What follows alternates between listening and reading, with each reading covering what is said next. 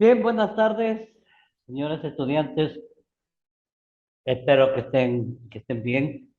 Vamos a continuar con nuestro trabajo. Antes de comenzar, vamos a seguir un poco analizando lo que habíamos visto sobre el anteproyecto, ¿no? Tenían un deber ustedes que entregar, ¿no? Y bueno, ya debe estar listo lo que es el anteproyecto y toda esta página de la portada ya debe estar llena. El PDF, que es el DQP más el CEA, el título del anteproyecto, la información general, el asesor, empresa o institución donde se aplicará el trabajo o en el lugar, ¿no? La alineación del trabajo de titulación, si es que no está dentro de las líneas de investigación, ¿sí? Tiene que poner NA, ¿sí? Si es que no es, N es las A, ¿no? NA y por aprobar, ¿no? Por aprobar. Así que hay que poner. Y hasta ahí deberíamos tener listo lo que es las líneas de investigación. Ahora bien, ¿qué vamos a hacer? Vamos a hacer lo siguiente. Vamos a continuar haciendo nuestro trabajo. O sea, acto seguido, lo que han hecho hasta ahí, el trabajo, vamos a hacer la siguiente parte del trabajo que lo van a presentar el próximo viernes, ¿sí? El próximo viernes. Y es el planteamiento del problema, ¿sí? Vamos a ver cómo se plantea el problema. ¿Qué son los antecedentes? Los antecedentes no es nada más que los estudios realizados anteriormente al estudio que usted está haciendo. Déjeme decirle, lo que ustedes están haciendo ahorita requiere de información y bastante información. Obviamente, esos estudios eh, tienen que estar basados en otros estudios. Entonces, usted tiene que saber buscar en revistas indexadas, acordes al tema, en bases de datos de investigación, ¿sí? Y entre ellas están, por ejemplo, la Tindex Cielo, SCIELO, Cielo. Están, a ver, la Tindex Cielo, otra, ¿cuál es? La Tindex Cielo, Chivago también, ¿sí? Perdón. Y hay muchísimas más, pero ustedes tienen que averiguar eso. ¿Cómo lo averiguan? Desgraciadamente, en el tiempo que tenemos para estudiar, yo no puedo meterme a darles investigación científica, aunque la materia nos da para investigación, pero yo tengo que cumplir un cronograma de trabajo. Entonces yo no me puedo meter en lo que es propiamente investigación científica para que ustedes puedan conocer y saber cómo se hace una investigación. Sin embargo, ustedes pueden entrar al YouTube, pueden ver, por ejemplo, ponen ahí bases de datos científicas y le van a salir un montón de bases de datos, ¿sí? Revistas científicas y un montón de revistas científicas, eh, revistas de médicas, revistas tecnológicas, revistas administrativas, diferentes tipos de revistas, ¿no? Entonces usted ya sabiendo eso puede ir y meterse al internet y navegar en esas revistas. Perdón. Hay revistas que son pagadas, ¿no? Que son pagos. O sea, usted tiene que pagar para ver los artículos científicos. Pero hay otras que no son pagas. Entonces, en esas tenemos que meternos para trabajar, para ver, para revisar los artículos científicos. Es muy importante eso, ¿sí? Yo no recibo trabajos en donde me ponga, por ejemplo, un documento o una frase o una cita y me haya citado, por ejemplo, rincondelvago.com. Con lo mismo le voy devolviendo. Monografías.com. Olvídese, nada de eso. ¿Qué otra cosa es? Monografía, Rincón del Vago.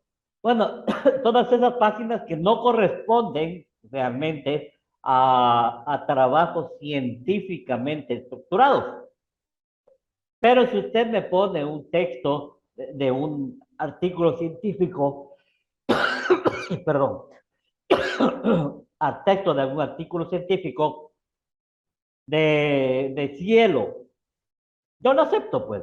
¿Por qué? Porque son revistas científicas, son bases de datos científicas que nos van a ayudar bastante. Bien, entonces de aquí ustedes vamos a empezar ya a formular el proyecto del trabajo de titulación. Comenzando con el planteamiento del problema, antecedentes. ¿Sí? ¿Qué son los antecedentes? Los antecedentes se dividen en tres partes fundamentales.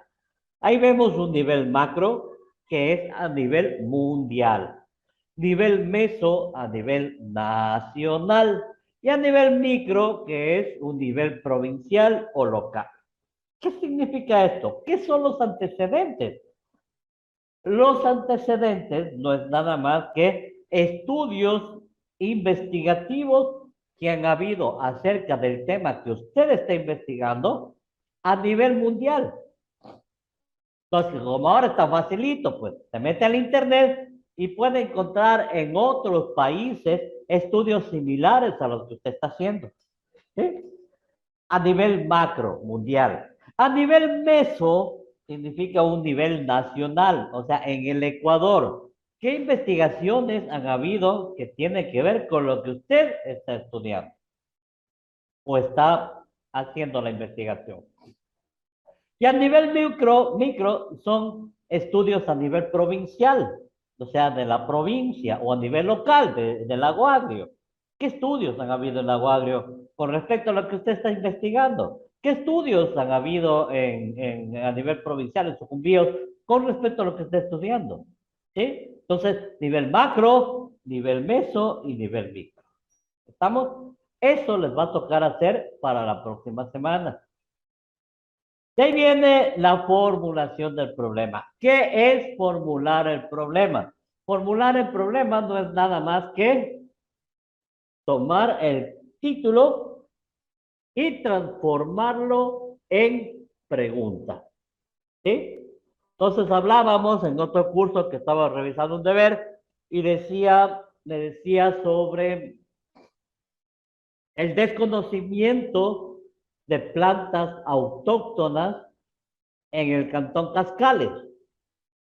Correcto. ¿Cómo le transformamos al problema?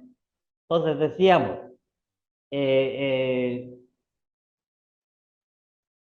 a ver, ¿cómo era? La población de Cascales tiene desconocimiento de las plantas ancestrales. A una pregunta. El título lo transformamos en pregunta. ¿Estamos? El título lo transformamos en pregunta y esa es la formulación del problema. ¿Estamos? Entonces, con el DQP y SA, ustedes ya tienen variable independiente, y ahí mismo en el video le enseñan a formular el problema. ¿Sí? Entonces, por favor, hasta la formulación del problema va el trabajo para el próximo viernes. ¿Sí?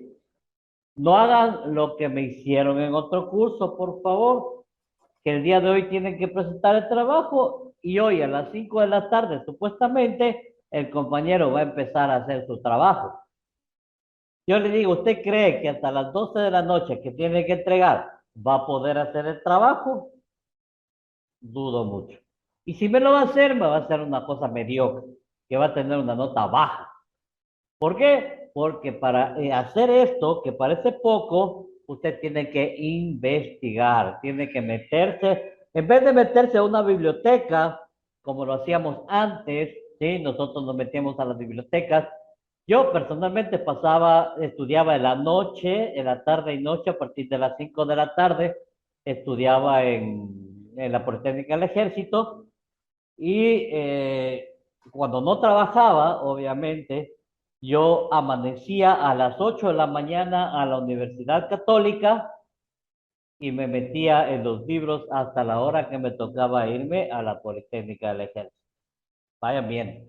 Entonces me metí a la biblioteca de largo. Ya empecé a trabajar, pues ya no lo hice tan frecuentemente, pero sí me iba cada cierto tiempo allá. Hoy es tan fácil para ustedes sentarse frente a su computador y buscar toda la información que antes nosotros teníamos que recopilar manualmente en libros.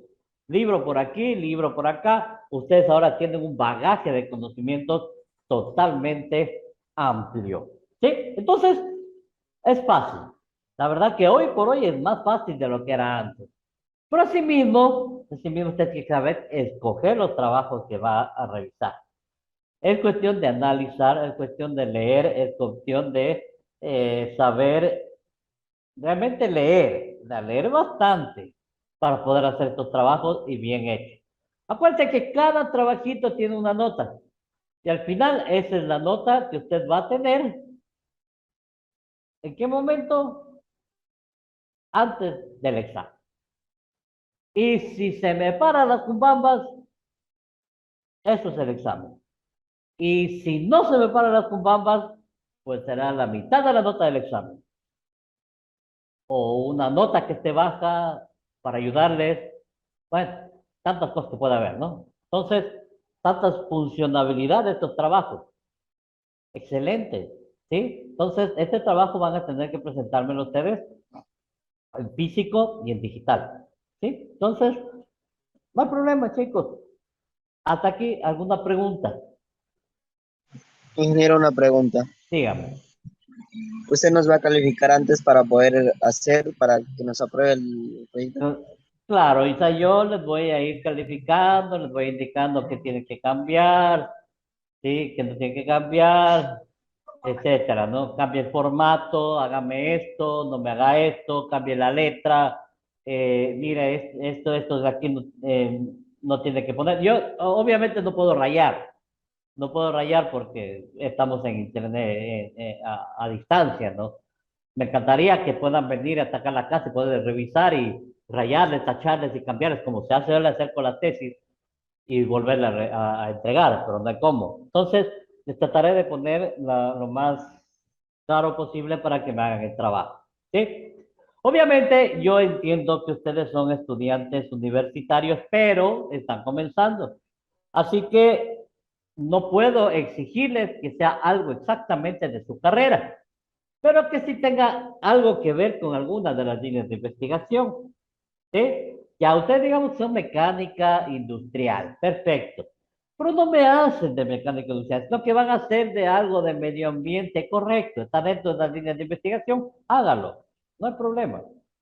Pero está dentro de las líneas de investigación, ¿sí? Y así mismo no hay, tiene que poner así como está, NA por aprobar. Entonces, tendría que ver hacia dónde se encamina, porque ustedes van a tener que defender este proyecto. Yo mediante frente a las autoridades y a mi persona. Ustedes del otro lado y yo de este lado de acá haremos las presentaciones respectivas y ustedes harán su presentación de trabajo del anteproyecto. ¿Sí? Eso es lo que vamos a hacer como punto final. Entonces, si es que lo hace bien el trabajo y realmente se saca el aire estudiando y da una excelente disertación, créame, yo le puedo ayudar hasta exonerándole del examen. Caso contrario, no. ¿Sí?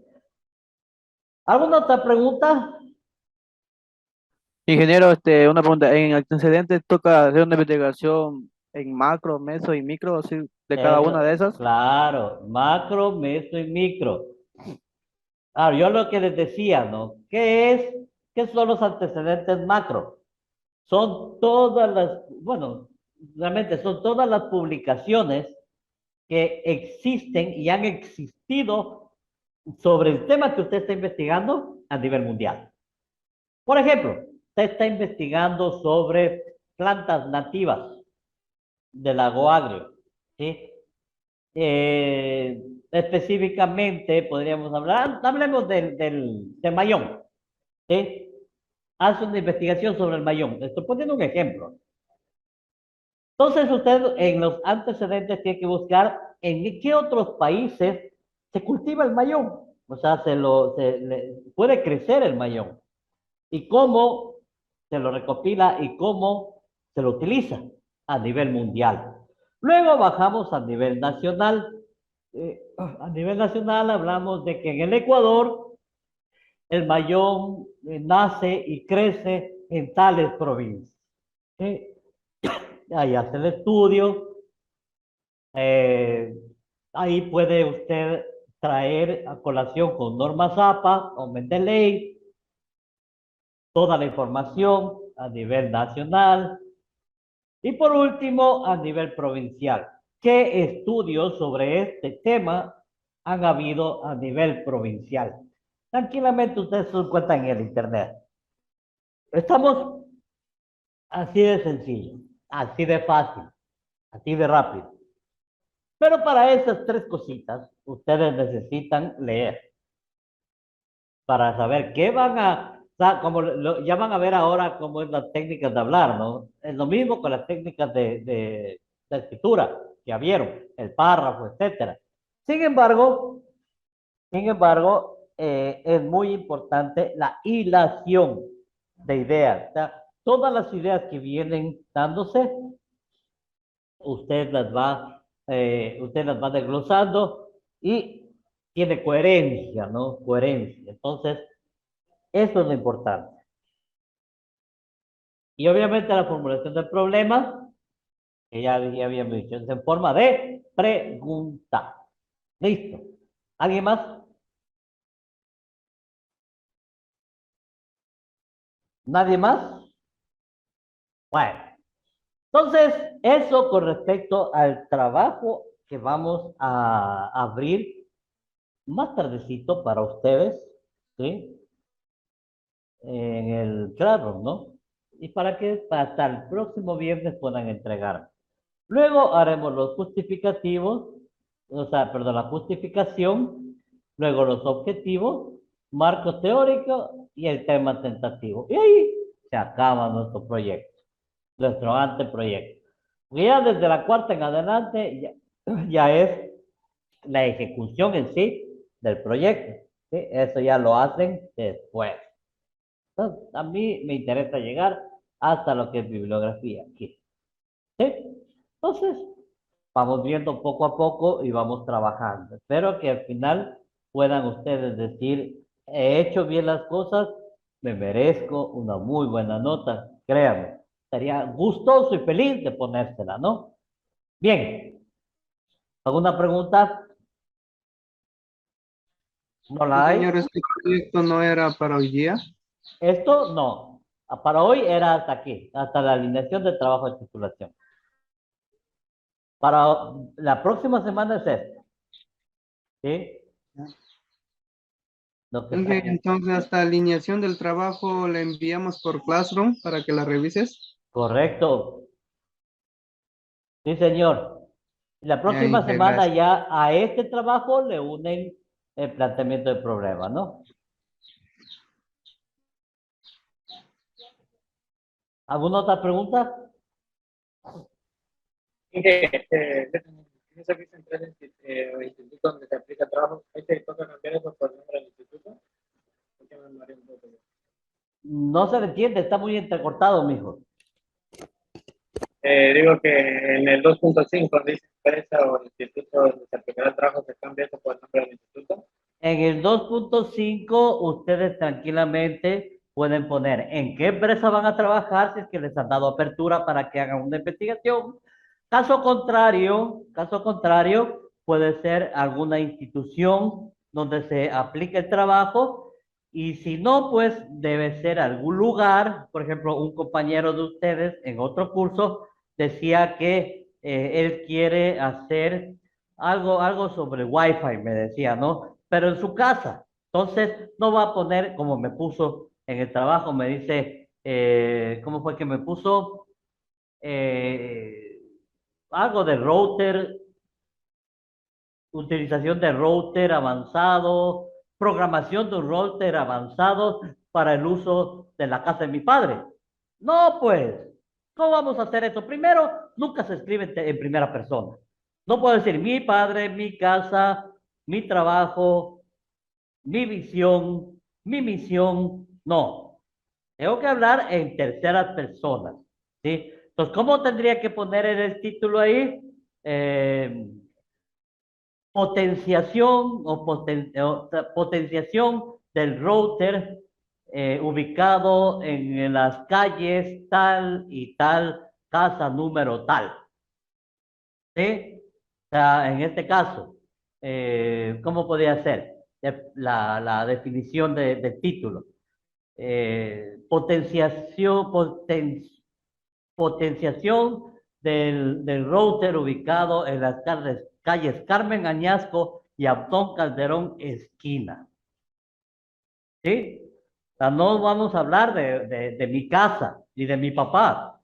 Vamos a hablar de un lugar donde estamos y donde se va a hacer el estudio. Pero tampoco tiene que denotar que va a ser en su casa, sino un lugar específico. ¿Sí? No su casa. Las calles donde interseca, el número de casa, algo como eso, ¿no? ¿Me hago entender? ¿Alguna otra pregunta, chicos? Correcto. Bien, Yo le hice una pregunta. dígame, Antonio. ¿El trabajo tiene que puede ser en grupo o individual? Yo creo que les dije podían hacer en grupos de 2 o individualmente, ¿no? Ahí Pero es. máximo grupos de 2 y bien hecho, porque si son 2, yo les califico con más rigor. Ojo. ¿Por qué? Porque 2 cabezas piensan mejor que una. No sería ilógico que yo les califique a todos por igual, a los que hacen 1 o los que hacen 2. Los que hacen 2 dividen tu trabajo en 2 y por ende tienen que hacer un trabajo mucho más sencillo. Sin embargo, cuando sus cabezas se unen, son 2 cabezas que piensan como una. Entonces, hay mejores ideas, hay mejor direccionamiento del trabajo y diversificación de actividades, ¿no? Entonces, unas cosas haces tú, otras cosas hago yo y es más fácil. Entonces, obviamente, eso ya es para que yo tenga que revisar más minuciosamente esos trabajos y ser más rígido en la calificación que si lo hiciera una sola persona. Porque una sola persona tiene, como les explico, una sola persona realmente es admirable que haga un trabajo así, ¿sí? 2 personas también, pero ya es más fácil. Entonces, habrá más rigor. ¿Estamos? Listo. Vamos a compartir ahora sí nuestro trabajo, el trabajo que hoy tenemos que realizarlo, ¿no? Permítame un minutito. Ok, aquí está. Este es un tema que a mí me apasiona, me gusta muchísimo. ¿Y cómo se llama? Vamos a ver. Ajá, ahí está. Técnicas para hablar en público. ¿Sí? Técnicas para hablar en público. Bien, ¿quién me puede decir qué significan técnicas para hablar en público? A ver, ¿quién me puede decir qué significa técnicas para hablar en público? ¿Qué dicen, chicos?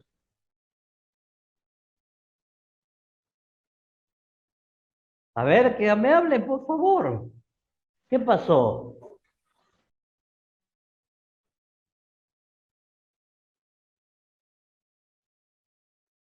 A ver, Wilmer Joselo Avilés. A ver, Wilmer Avilés. Entiende usted por técnicas para hablar en público? ¿Está por ahí Wilmer Avilés?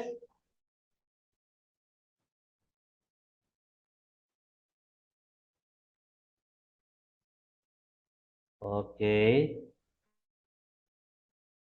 Vamos con Edison Barragán. Ya, licenciado, buenas tardes. Buenas tardes. A ver, mijo, ¿qué significa para usted técnicas para hablar en público? Pues técnicas serían recomendaciones o a veces TIC para hablar en público, ya que así como estamos, no podemos, casi algunos tienen vergüenza, lo que es la tartamudean, por ejemplo, aquí con las técnicas, ya uno se puede ir aprendiendo nuevas cosas, como qué nomás hacer ante una exposición con bastantes personas, Ajá. tips de mejoramiento para hablar. Muy bien, correcto. Está muy bien lo que me dice. Esas son las técnicas para hablar en público, ¿no? Y para las técnicas para hablar en público necesitamos de personas que se llaman oradores. ¿Quiénes son los oradores? Los oradores son personas que hablan en público, pronuncian discursos o imparten conferencias. ¿Han oído de los famosos coach de liderazgo? ¿Sí? Los coaches de liderazgo. Ahora está tan de moda ser un coach. Un coach es un orador, una persona que ha estudiado para poder animar a las personas, para poderles impartir fuerza a las personas, ¿sí? Emoción a las personas. Esos son los coaches de liderazgo que hay ahora. Hay bastantes coaches de liderazgo, ¿no?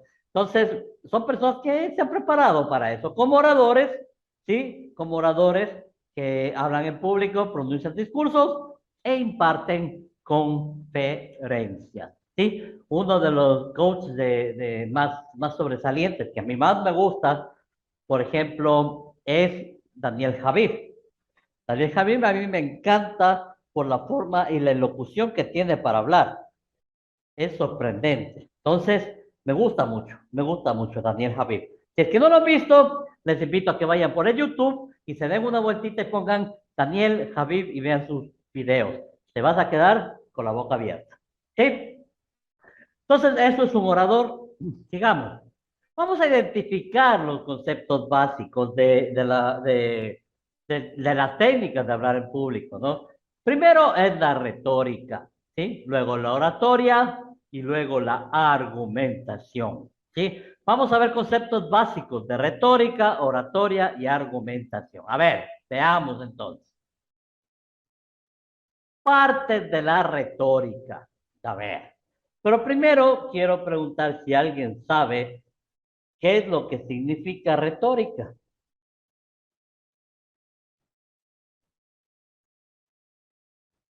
¿Qué es la retórica? A ver, alguien que me diga, me dé una luz de lo que significa retórica. Una retórica es un conjunto de reglas o principios que se refieren al arte de hablar o escribir de forma elegante, con corrección, con el fin de deleitar, con el fin,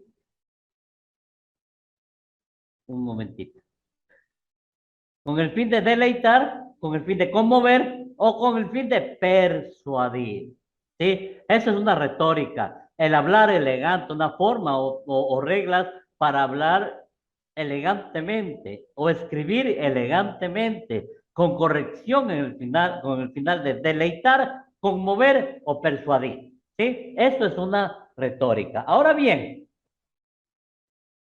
¿quiénes fueron los grandes exponentes de la retórica? Aristóteles, Quintiliano, Cicerón. Actualmente hay también personas que utilizan mucho la retórica, ¿sí? Como son Daniel Javid, Dante Gebel. ¿Ustedes se han oído a Dante Gebel?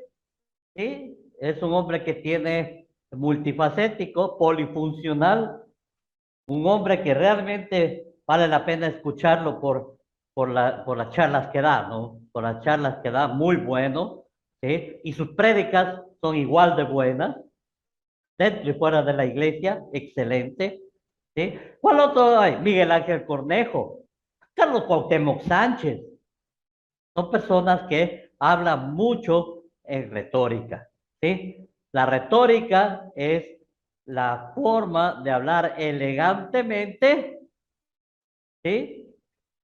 Para infundir muchas cosas, o sea, sentimientos, ¿sí? Tristeza, no tristeza, más bien sentimientos de alegría, sentimientos de amor, etcétera, etcétera, etcétera, ¿no? Pero que nos ayuda, ¿sí? Nos deleitan, nos conmueven, nos persuaden a hacer algo, ¿no? Esa es la retórica. Y las partes de la retórica son el inventio, el dispositio, el elocutio, la memoria y el actio. ¿Sí? ¿Qué es el inventio? Aristóteles, Quintiliano y Cicerón decían que el inventio, ¿sí?, se divide en tres partes fundamentales que conforman una trilogía totalmente cerrada, como un triángulo, ¿sí? Una trilogía que se unen unos con otros y que no pueden estar solos. Jamás pueden ir en línea recta. Siempre tienen que estar unidos unos con otros en forma triangular. Y comenzamos con el ethos. ¿Qué es el ethos? La credibilidad, la verdad. ¿Qué tan creíble eres tú? ¿Qué tan verdad, qué tanta verdad tiene lo que tú dices?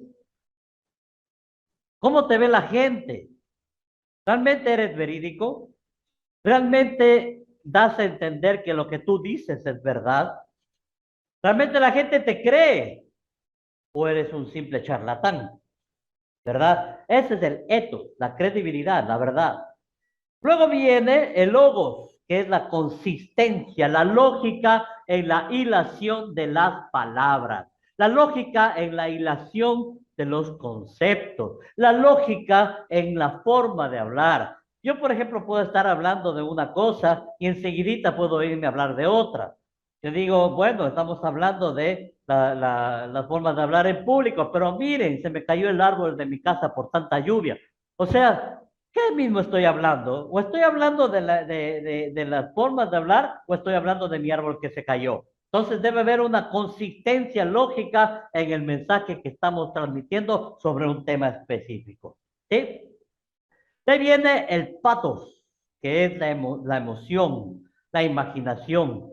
Todo buen interlocutor, todo buen orador tiene que tener la forma de emocionar a las personas que están al frente, de hacerles imaginar cosas, ¿sí? De imaginar cosas. Por ejemplo, yo les digo, estaba yo sentado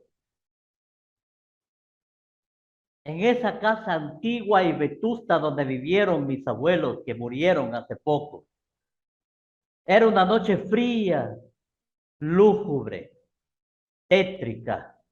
No había un alma que pase por la calle. Yo estaba sentando en el porche afuera, pensando si entro o no entro a esa casa. Me levanto, doy media vuelta y doy un paso hacia adelante. Abro la puerta y rechina de una forma exorbitante. Meto un pie y con cada paso que doy, las maderas que están debajo rugen y tiemblan a mi pasar. ¿Listo? ¿Sí? Estamos imaginando. ¿Cómo nos imaginamos? ¿Cómo nos imaginamos? Una noche lúgubre, de noche, tétrica, fría, una persona con poncho, con chompa, una noche miedosa. La casa, una casa que ya mismo se cae, sin color, una casa triste, no había nadie ya. Todo eso nos hace inventar, pero eso es la emoción o la imaginación, ¿no? Entonces, el inventio o la inventiva viene de la credibilidad, de qué tan creíble es usted, qué tan verdadero y genuino es, de la consistencia en sus pensamientos, en su forma de hablar, y de las emociones que transmite y la imaginación que permite que las otras personas se transporten a través de su verborragia o de la forma de hablar suya. ¿Sí?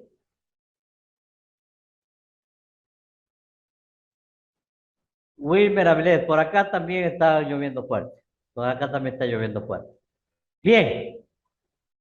Luego del invento viene el dispositio o la disposición. ¿Sí? Dentro de la disposición están algunos temas, por ejemplo, el exordio. ¿Qué significa exordio? ¿Sí? Es la introducción o explicación con que se introduce un discurso hablado o escrito para llamar la atención o preparar el ánimo del oyente. ¿Sí? Entonces, ¿qué es el exordio? No es nada más que la introducción. En los trabajos de investigación, el exordio es el resumen analítico, ¿sí? O sea, con lo que yo comienzo mi lectura, con lo que yo comienzo mi disertación, mi presentación de proyecto, con lo que yo comienzo bueno, ¿qué más puede ser? Mi discurso, ese es el exordio. Y con lo que yo pienso y estimo que voy a llamar la atención, ¿de quién? De las personas que me están escuchando. ¿Sí? Luego viene la presentación. La presentación no es nada más que presentarse. Hay gente que antes de cualquier cosa lo presentan a usted. Dicen el fulano de tal, médico, doctor, ingeniero, abogado, tal. Trabajó en tales lugares y bueno, y dan toda su hoja de vida para poder dar a entender que es una persona preparada en el tema que va a dar. Antecedentes, lo que ya habíamos hablado, ¿no? ¿Qué tanto de este estudio existe a nivel mundial? ¿Qué tanto de este estudio existe a nivel nacional, a nivel latinoamericano, a nivel provincial? ¿Qué tanto de estos estudios? ¿Cuántas personas han hecho estudios similares a este? La presentación, el antecedente, ¿no? Está todos los estudios realizados a nivel macro, meso y micro en nuestro caminar, en nuestro estudio. Sí, luego viene el cuerpo o la tesis, que ya es lo que verdaderamente usted va a orar o a disertar o a dar como conferencia, ¿no es cierto? Luego viene la prospectiva. ¿Qué es prospectiva? Prospectiva se dedica al estudio de las causas técnicas, científicas, económicas y sociales que aceleran la evolución del mundo moderno. ¿Sí? Y la previsión de las situaciones que podrían derivarse de sus influencias conjugadas, previsión de las situaciones. Entonces, la prospectiva es proyectarse a lo que pueda suceder en base a lo que usted está hablando. ¿Sí? Luego vienen ya las conclusiones. O sea, la perspectiva en realidad es el proyectarse a futuro, a ver qué puede suceder, sí, ¿no? Ahí vienen las conclusiones. Como conclusiones son el concluir algo, ¿sí? El llegar a un mutuo acuerdo, una conclusión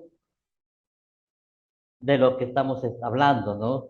Luego viene el cierre, que es la peroración. Estaban por acá, ¿no? Y hablábamos sobre el dispositivo, ¿no? El exordio ya habíamos dicho que es la presentación, los antecedentes. Luego viene el cuerpo, como decíamos, que es de la parte medular, donde está toda la información. La prospectiva, que es proyectarse hacia futuro y ver qué puede suceder, ¿no? Y las conclusiones, que son lo que vamos a concluir, el cierre, que es la peroración, y que es una frase, no sé, algo para cerrar ya el- lo que usted está disertando, ¿no? Entonces ahí está claramente lo que es el dispositivo. La elocución, ¿qué es la elocución? La elocución no es nada más que la actitud de cómo yo hablo, ¿sí? O sea, ¿qué tan fácil para mí es hablar? Su verborragia, o sea, cómo usted se puede desenvolver hablando ante los demás, cuando habla en público, cómo se desenvuelve, qué es lo que dice, ¿tiene muletillas o no tiene muletillas? Yo personalmente sí tengo muletillas. ¿Cuáles son mis muletillas? El el a, el ¿sí? O el sí, también es una muletilla. A cada rato yo soy sí, sí, sí, y eso tengo que quitar, y es muy difícil quitarlo, ¿sí? Entonces, la elocución tiene que ver con, primero, la actitud. Una actitud positiva, una actitud fuerte, una actitud entradora, una actitud que le hace a usted sentir bien y empieza a sentir adrenalina cuando habla a la otra persona y lo llena de energía, lo llena de entusiasmo y usted saliendo de esa conferencia quiere conquistar el mundo entero, ¿no es cierto? Hablemos las plenas. ¿Quién se ha ido al mercado de Iñaquito en Quito? A ver, ¿qué psicólogos? ¿Qué oradores? Usted entra a ese mercado de Iñaquito a comerse un hornadito y sale queriendo conquistar el mundo. Esas viejas que trabajan allá te tratan con tanto amor y tanto cariño que tú eres para ellas su rey, su príncipe, su tesoro, su muñequito, su bello, su lindo, su guagua. Y a usted eso le sube el ánimo, le sube la autoestima, ¿no es cierto? Y mi chiquito, mi bonito, venga, sírvase su hornadito, qué lindo, sí, coloradote, gordote, chapullote, lleno de vida, ¿no es cierto? Lleno de vida. La actitud, ¿sí? La actitud. Es muy importante transmitir energía, transmitir la fuerza, ¿sí? Eso es un buen elocutor. De ahí el control del tiempo, obviamente. En la elocución, ¿sí? Hay que controlar mucho el tiempo porque no nos podemos pasar del tiempo que nos han estimado. Nos dicen, tiene que hablar por media hora, ya pues a los 5 minutos que falta la media hora le hacen un acuerdito y usted ya sabe que ya tiene que ir cerrando su disertación, su simposio o su presentación, ¿no? Entonces, es muy importante con todo el tiempo. El sonido, obviamente. A veces se habla duro, a veces se habla suave, a veces es fuerte y enérgico, otras veces no, otras veces pausado, tranquilo. Estamos, capiche. El humor es muy importante también en la locución. O sea, pequeñas cositas, gotitas de humor, algo que haga a la gente distenderse. La sonrisa, el remedio infalible. ¿No es cierto? La sonrisa es el remedio infalible. La sonrisa, cuando usted sonríe, se liberan endorfinas y a usted le hace sentir placer. Por eso es bueno reír. ¿Sí? Hay personas que son amargadas, ya siendo jóvenes, apenas 17 años, 16 años, 18 años, ya están amargados, ya no saben ni qué es sonreír. Vive la vida como tiene que ser. Y aquí, cuando tú seas un buen disertador, un buen orador, el humor es importantísimo. Es muy importante. ¿Sí? Las figuras retóricas. Vamos a ver qué son las figuras retóricas. Primero, ¿qué es la retórica? ¿Alguien sabe qué es la retórica? La retórica no es nada más que el conjunto de reglas o principios que se refieren al arte de hablar o escribir en forma elegante y con corrección con el fin de deleitar, conmover o persuadir. Miren, es el arte de hablar o de escribir, ¿no? De forma elegante, o sea, hablar con elegancia y con corrección con el fin de ¿qué? De deleitar, de conmover o de persuadir a otras personas.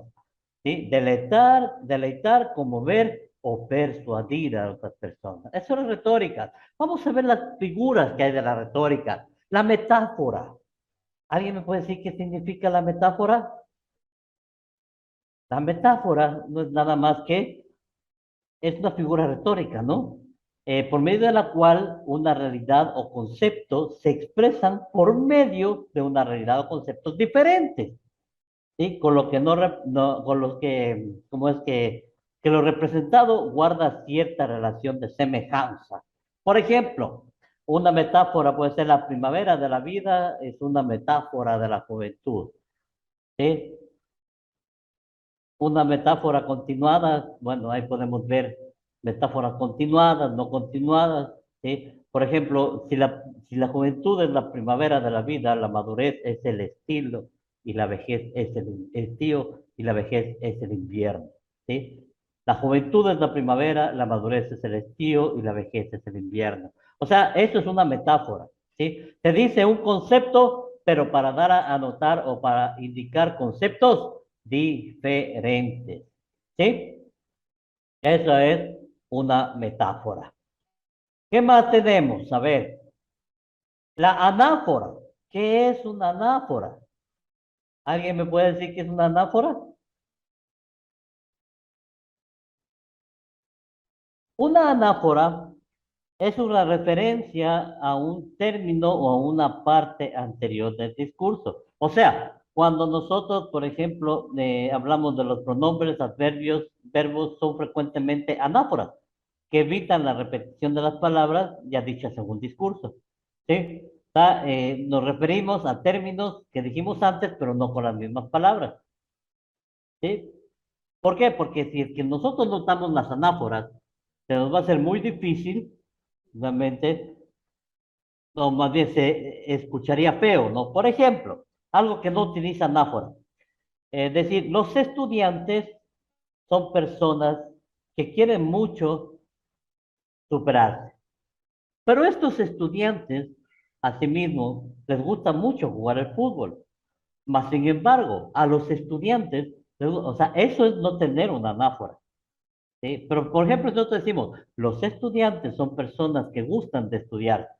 Ellos mismos se dedican a trabajar y se dedican al deporte. Mas, sin embargo, podemos indicar que estas personas hacen su trabajo a cabalidad, etcétera.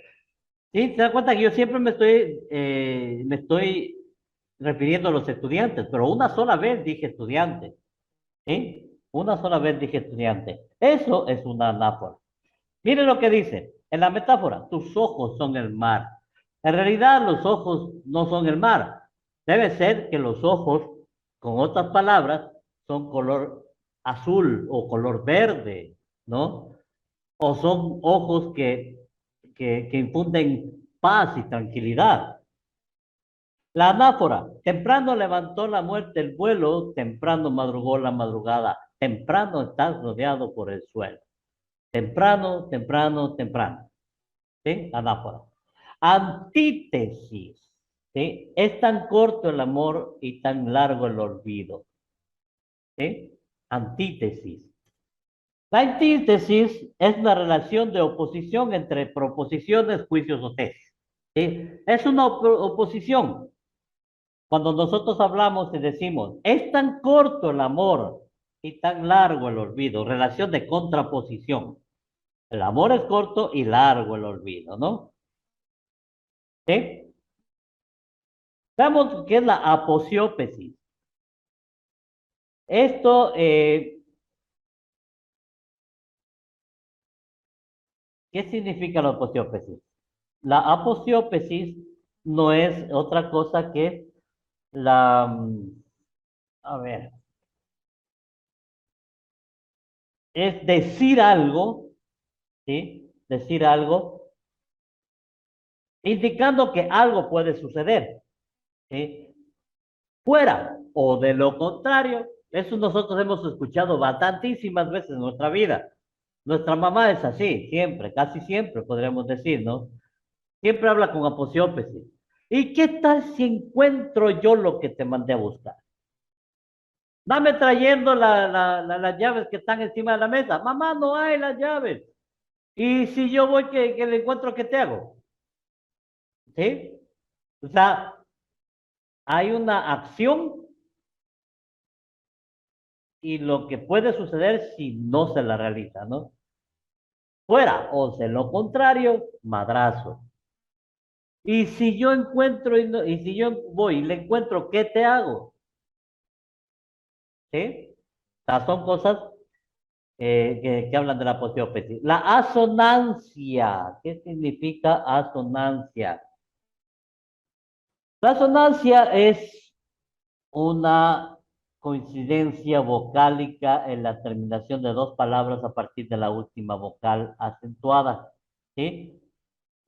Cuando hablamos de poesía es el uso que no tiene motivación de palabras asonantes que se encuentran muy cerca unas de otras y que se resuelve evitar, ¿no? Es la asonancia. O sea, no queremos hablar aquí del cabello, que dice un largo mechón. ¿Sí? Un largo mechón quiere decir que hay un cabello largo, pero no lo hablamos, no lo decimos. Eso es asonancia. No lo mencionamos. No mencionamos el cabello largo, pero sí decimos un largo mechón. ¿Sí? La enumeración, obviamente, enumerar, 1, 2, en primer lugar sucede esto. Segundo lugar pasó esto. Tercer lugar fuimos a tal lado. Cuarto lugar comimos en tal punto, ¿no? Eso es la enumeración. La sinécdoque. La sinécdoque es también una figura retórica que consiste en designar una cosa con el nombre de otra con la que existe una relación de conclusión. ¿Sí? Por ejemplo, son sinécdoques acero como espada, brazo por trabajador, el hombre por género humano. ¿Sí? Todas negras. Quedó solo con 4 bocas que alimentar. Bocas como niños, bebés, ¿no es cierto?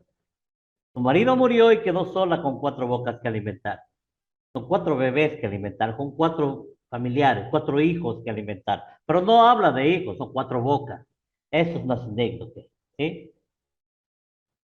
Una metonimia. La metonimia consiste en designar una cosa con el nombre de otra, con la que también existe una relación de contigüidad espacial, temporal o lógica, por la que se designa el efecto con el nombre de la causa o viceversa. ¿Sí? ¿Me hago entender? Entonces, la metonimia dice, los niños son la alegría de la casa. ¿Cuál es el efecto? La causa es que hay niños. Y se habla del efecto para rendirse a la causa, ¿no? Los niños son la alegría del hogar, la alegría del hogar, causa felicidad. Eso es la metonimia, o sea, dar, ¿cómo les explico? Hacer en la causa o hablar de la causa sin hablarla, dando el efecto. Eso es. Los niños son la alegría del hogar. Esa claridad, ellos traen felicidad a nuestra casa. ¿Sí? La hipérbole, aquí está un ejemplo, porque te miro y muero. ¿Sí? O sea, nos permite, nos permite dar un salto, ¿no? Perdón. Nos permite dar un salto y dice, porque te miro y muero, ¿no es cierto? Es una exageración de un relato, una circunstancia, ¿sí? Es una exageración de un hecho. ¿Acaso yo me voy a morir si miro a alguien? Pero estoy exagerando para indicar de que cuando te miro, bueno, me vuelves loco, ¿no es cierto? O si yo vengo y te digo, porque te miro y muero, es porque realmente me vuelves loco. Hablando de mi caso con una mujer, ¿no? No creo que sea con un hombre, olvídenlo. Pero bueno, ahí estamos. Algunos se han de decir así, pero yo no. Entonces, porque te miro y muero, no voy a morir, pero estoy dando a entender de que si te veo me vuelvo loco por ti. Me gusta tanto, ¿sí? Que estoy capaz de morir en tus brazos. Ah, eso es la hipérbole. Y ahí está, todos los géneros, literal, las figuras retóricas. Qué bonito, ¿no? Qué bonito que podamos compartir estas retóricas. ¿Alguna pregunta hasta aquí? ¿Estamos bien? Hablemos de la memoria. La memoria significa llevar en la mente todo lo que necesitamos saber, ¿sí? Aquí están los datos históricos como fechas, nombres, datos técnicos como cifras, ¿sí? La población mundial ha crecido un 73% en los últimos 15 años. Eso es los datos técnicos, ¿no? Entender el contexto, o sea, entender lo que hay a nuestro alrededor. De la casa que yo les decía, ¿no es cierto? Yo les hablaba que estaba sentado en el porche de una casa, me levanté y me fui para adentro, pero ustedes se imaginaron todo el contexto, todo lo que hay alrededor. Una casa lúgubre, sin color, una casa tétrica, de miedo, de esas que dan terror. ¿Sí? Y vieja todavía más. Una noche fría, lúgubre, una noche oscura, no había luces. Eso es entender el contexto. Yo hablo de algo, pero sé que ya se están imaginando qué es lo que hay alrededor. Recursos mnemotécnicos. No sé si ustedes han visto en esto de los, por ejemplo, cuando se presenta Carlos Cuauhtémoc Sánchez, y más que todo Miguel Ángel Cornejo, él siempre tiene unos papelitos, ¿no? Que va leyendo y va pasando y sigue hablando, va leyendo, va pasando, sigue hablando. Eso se llama recursos mnemotécnicos, muy importantes para poder disertar, ¿sí? Para poder disertar necesitamos tener un recurso mnemotécnico. ¿Por qué? Es mejor tener en mano una frágil tinta que una brillante memoria. ¿Sí? Es mejor una frágil tinta que una brillante memoria. Muy importante. ¿Sí? Entonces, eso es la memoria. Es lo que queda impregnado en nosotros. ¿Sí? El actio. ¿Qué es el actio? O el acto. ¿Sí? Es saber y poder manejar el volumen y la modulación de la voz. Cuando leemos o cuando hablamos, ¿no? A veces tenemos que hablar en voz alta, levantar nuestra voz, pero en otras veces tenemos que estar quietos, acallados, sencillos, humildes. ¿Sí? Miren, el volumen y la modulación de la voz de acuerdo a lo que nosotros estamos hablando. Algunas veces hay que levantar la voz para dar a entender de que es algo fuerte, que algo duro, fuerte está sucediendo. En cambio, por otro lado, hay que saber bajar la voz y modular entre altos y bajos para que podamos entender qué es lo que quiere, o para que la gente pueda entender qué es lo que nosotros queremos expresar. Y en cuanto a la modulación y el volumen de la voz, ¿sí? Podemos nosotros impactar a nuestros escuchas, a los que están escuchando, impactar de una forma positiva al punto de que podemos hacerles reír, podemos hacerles llorar, etcétera, etcétera, etcétera. La fluidez y la dicción. ¿Qué es la fluidez? La fluidez es el saber hablar elocuentemente, ¿sí? El tener palabras, el tener verborragia, el saber hablar, el saber convencer. La dicción, cómo estamos hablando. ¿Sí? Por ejemplo, estaba viendo una serie en Netflix que es de esas de, bueno, ya la dejé de ver porque parecía novela ya, de esas de la Reina del Sur, esas cosas. Realmente no me gusta verla, ¿no? Pero me puse a escucharla porque me da chiste cómo hablan, ¿no? Entonces, ahí decían, ahí hablaba, ¿no? ¿Y quién eres tú? Yo soy un macho pecho peludo, decía. Es decir, un macho pecho peludo, y un macho pecho peludo, ¿sí? Muchas cosas decían, así, o sea, me gusta cómo hablan, ¿no? Y me hacían reír. Entonces, eso es la dicción, cómo hablas tú, ¿sí? Por lo general, cómo tú puedes dar o hablar o decir las cosas y que la gente pueda ser atraído por tu forma de hablar, por tu dicción. ¿Vamos? Los ademanes, las gesticulaciones, cómo me muevo, cómo me paro, cómo me pongo, cómo me hago hacer entender en base a mi comunicación no verbal. ¿Se acuerdan de la comunicación no verbal? ¿Sí? Aquí también habla de la comunicación no verbal. ¿Sí? De cómo me voy a parar, de cómo... Y hay estudios, ¿no? Que si yo me pongo así, me pongo con los dedos aquí, que si pongo el pie hacia un lado, ¿sí? Entonces, según lo que dicen los estudiosos, cuando una persona está al frente tuyo, del sexo opuesto, y pone el pie hacia tu lado, quiere decir que tú le interesas, que le gustas, que le agrada, que se siente cómodo contigo. El problema es que si un hombre hace eso con otro hombre, ¿no? Ahí sí me parece raro, pero igual, ahí seguimos. ¿Estamos? Entonces, es eso, ¿no? La postura, la gesticulación, el dominio del auditorio, moverse por un lado, no moverse por otro, estar bajando, subiendo, haciendo participar a las personas dependiendo del tipo de conferencia que esté dando, ¿no? La originalidad, ser original en las cosas, no repetir, siempre ser original. Y eso es muy importante y creo que no muchos tienen. Es muy difícil que una persona sea original. Una persona original sabe hacer reír al público, sabe hacer llorar al público, sabe llegar al corazón del público, sabe llegar al alma del público, ¿sí? Y hacerles emocionar, hacerles entristecer, hacerles reír. No es manipulación, es originalidad, ¿sí?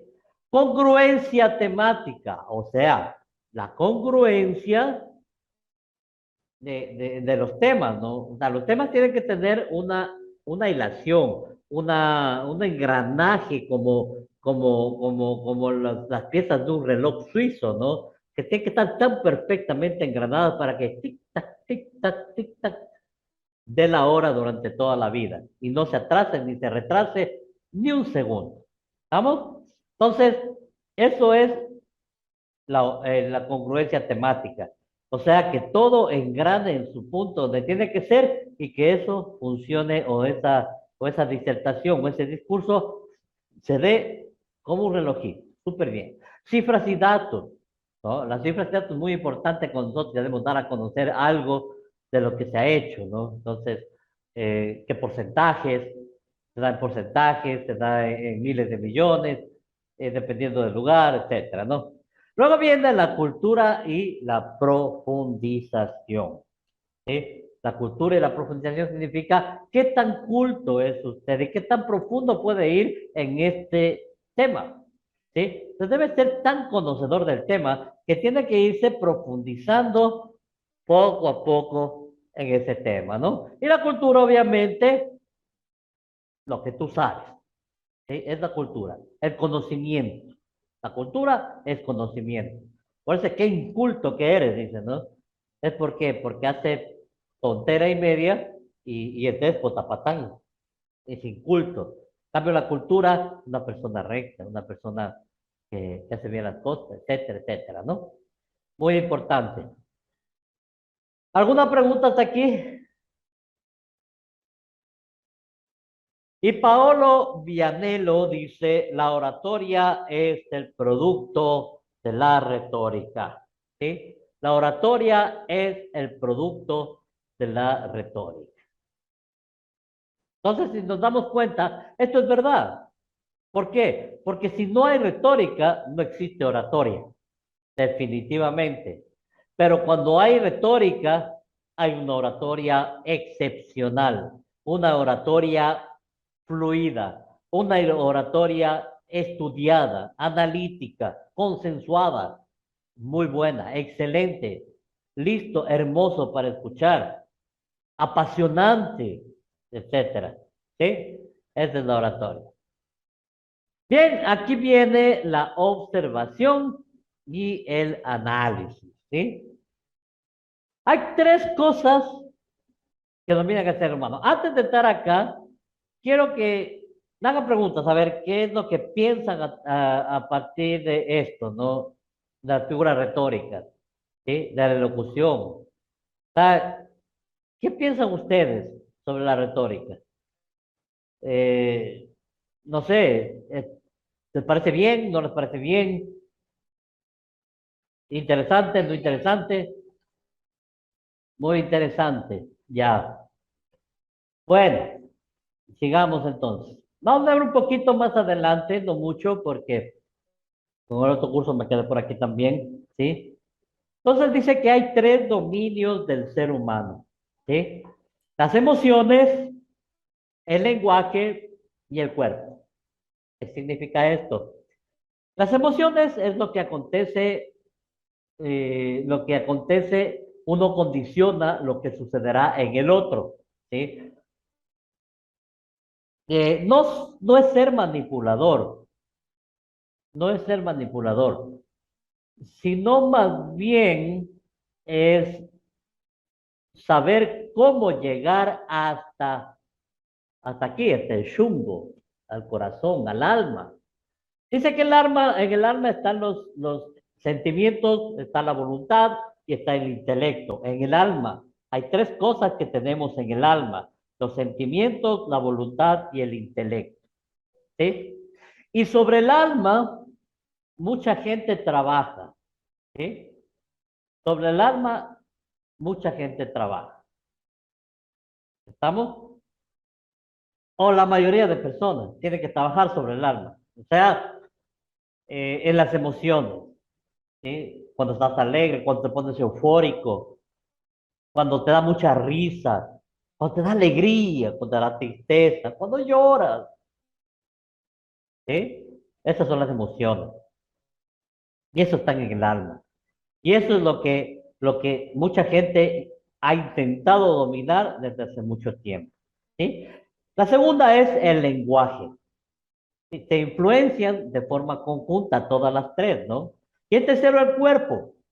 El cuerpo se comportan congruentemente. O sea, ¿qué significa? Que todas son congruentes. O sea, no se entremezclan, pero tienen que ir en sinergia, ¿sí? Las tres.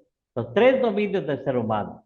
Debemos saber dominar las emociones, debemos saber dominar el lenguaje y debemos saber dominar el cuerpo. Cómo nos paramos, cómo nos vestimos, cómo nosotros reaccionamos, cómo hablamos delante de unas personas. No vamos a hablar igual con nuestros compañeros que con las personas que están, por ejemplo, en el instituto, los docentes. No podemos, o sea, tenemos que saber cuál es el lenguaje que vamos a trabajar o transmitir entre una y otra persona. ¿Sí? Esos son los tres dominios del ser humano: las emociones, el lenguaje y el cuerpo. Ahora bien, para esto, ¿sí? Hay que saber dominar algunas cosas.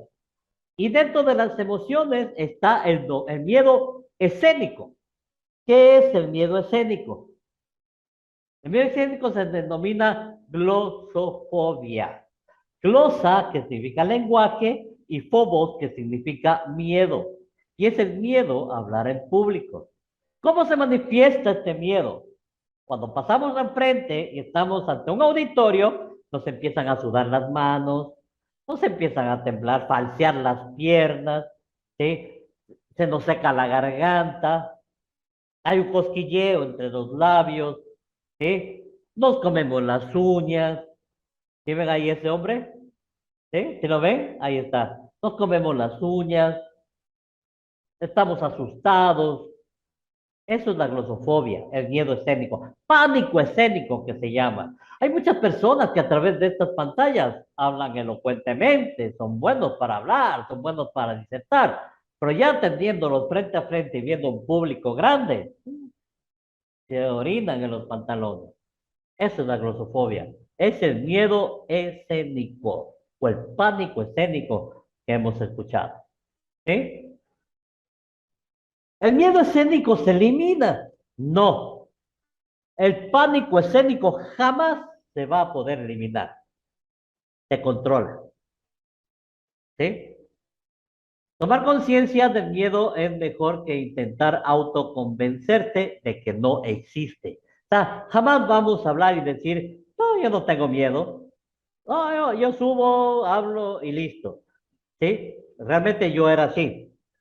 Yo decía, yo sí puedo hablar en público. Yo he hablado ante auditorios repletos, ¿no? Y de personas que conocen temas. Entonces, pero el punto es de que no es que no tenía miedo, sino que lo sé controlar. Entonces, hay que, y eso me vino, todo esto que estoy dando es parte de un bagaje de conocimientos que he venido trayendo desde que yo tenía los 25 años. Entonces, es tomar conciencia del miedo, es mejor que intentar autoconvencerse del que miedo no existe. O sea, no existe el miedo, no hay el miedo. Es como decir, me voy a picar el dedo y voy a decir, no hay dolor, no hay dolor, no hay dolor, y no le va a doler. ¿Sí? Por más que usted le diga, no hay dolor, no me duele, no me duele, no hay dolor, no hay dolor, se pica y le va a doler. Lo mismo es el pánico escénico o el miedo escénico. ¿Sí? No tengo miedo, no tengo miedo, no tengo miedo. Se sube y está que ya no aguanta. Le tiemblan las piernas, le sudan las manos, no puede leer bien porque se ofusca. ¿Sí? En pánico escénico no se puede eliminar. Sí se puede controlar. Con técnicas y con mucho trabajo, con mucho práctica, se controla el pánico escénico. Se controla el pánico escénico. Ya toca tomar lista, así que vamos a quedar aquí con ustedes. Mecánica industrial, nos quedamos en el pánico escénico. Listo, chicos, vamos a tomar lista. Mecánica industrial, hoy estamos 05/08/2022, correcto. Vamos a tomar lista, tenemos que entrar en el resto para poder tomar lista.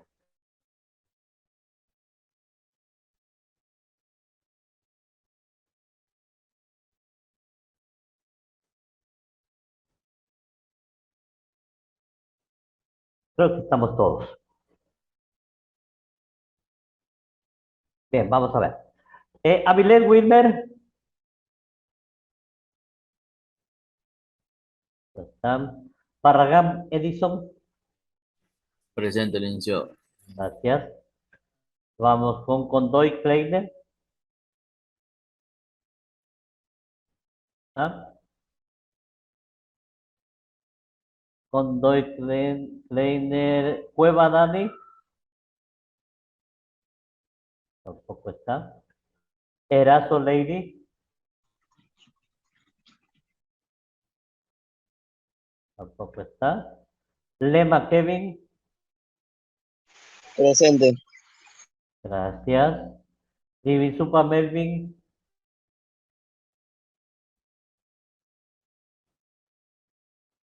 Divisupa no hay.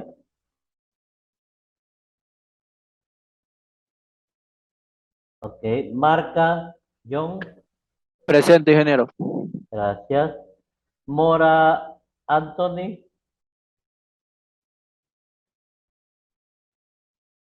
Mora Anthony no hay. Se me ha faltado un montón. Mora Denner. Presente, ingeniero. Gracias. Profe, presente. Nagua Vanessa. Presente, ingeniero. Gracias. Noguera Gilbert. Presente, ingeniero. Ya. Orellana Robinson. Presente, ingeniero. Gracias. Padilla William. Presente, ingeniero. Parra Galicet. Presente, ingeniero. Quintero Caterine. Presente, ingeniero. Gracias. Tupinanda Luis. Presente, ingeniero. Gracias. Valencia Omar. Ahí está. Zambrano Keiner. Presente, ingeniero. Ya. A ver, ¿quién faltó? Divisupa, ingeniero. A ver, Divisupa. Listo. ¿Alguien más? Mora, dice. Mora Anthony. Sí, Correcto. ¿Alguien más? Nadie más, están todos los demás, ¿no? Listo, chicos. Gracias, excelente fin de semana y me alegro de que hayan estado el día de hoy conmigo en estas horitas de clase. Me gusta mucho este tema, ¿sí? Vamos a hacer un buen trabajo y vamos a seguir adelante.